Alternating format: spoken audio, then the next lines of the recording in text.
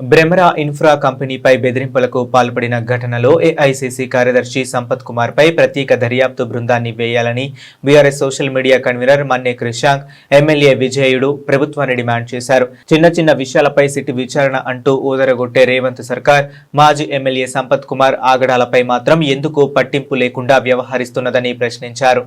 మధ్య కూడా వాళ్ళ కాంగ్రెస్ పార్టీలో పెద్దగా ఆయనను పట్టించుకుంటలేరంట. ఈయనకు అంత అవసరమా అనేసి ఒక ఇంపార్టెంట్ అంశం వచ్చినప్పుడు దాన్ని ట్వీట్ చేసినాం. కానీ ఆ ట్వీట్కే ఎంత ఉక్కిరి బిక్కిరి అయిపోయారు సంపత్ కుమార్ గారంటే, ఇక హుటాహుటిన గాంధీ భవన్లో ప్రెస్ మీట్ పెట్టి బీఆర్ఎస్ నాయకులు ఐప్యాడ్లు పట్టుకుంటారు. ఇవ్వండి మీకోసమే తెచ్చిన ఐప్యాడ్, ఎందుకంటే ఈ ఐప్యాడ్తోనే మీ భాగవతాలన్నీ బయటపడుతున్నాయి. ఐప్యాడ్ చూడగానే మరి సంపత్ కుమార్ గారు గంత ఎందుకు భయపడుతున్నారో కానీ ఇవాళ ఈ ఐప్యాడ్ నుంచే మీ భాగవతాలన్నీ కూడా బయట తీసినాం. అగ్గి ముట్టుకుంటే మసి అయిపోతారు అనేసి, మసి కాదు వాళ్ళు అక్కడ సంపత్ కుమార్ గారిని ముట్టుకుంటే అగ్గ్యో ఏమో తెలియదు కానీ మట్టి అయిపోతారు. ఎందుకంటే మొత్తం మట్టి దందానే, ఆయన పెయ్యి మొత్తం మట్టి దందానే, ఆ మట్టి పైసలే.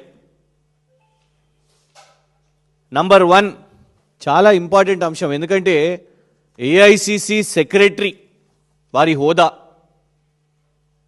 రాహుల్ గాంధీ గారికి సన్నిహితంగా వాళ్ళ టీం సభ్యులు ఏఐసి సభ్యులను వేసుకుంటారు. సో రేవంత్ రెడ్డి గారు వీరి రికమెండేషను, వీరు అట్లా ఏఐసిసి సెక్రటరీగా జాతీయ హోదాలో ఉన్నారు. అప్పుడప్పుడు ఇతర రాష్ట్రాల్లో ఎన్నికలు ఉన్నప్పుడు కూడా ఇన్ఛార్జ్గా వేస్తారు సంపత్ కుమార్ గారిని.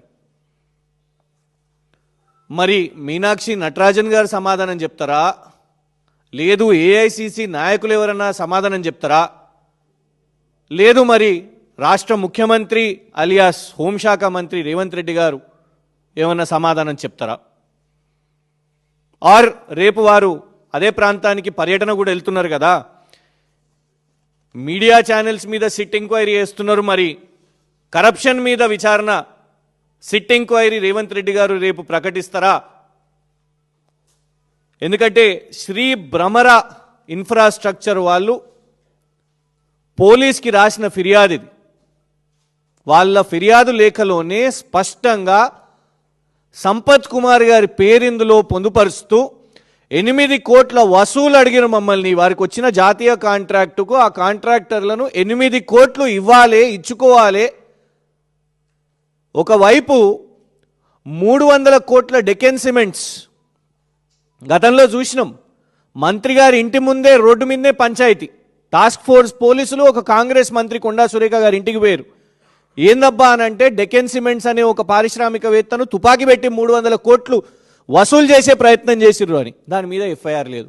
ఇవ్వండి ఇంకొకటి అలాంటి సంఘటన, ఇందులో స్పష్టంగా పోలీస్ కంప్లైంట్ లెటర్ కూడా ఉన్నది.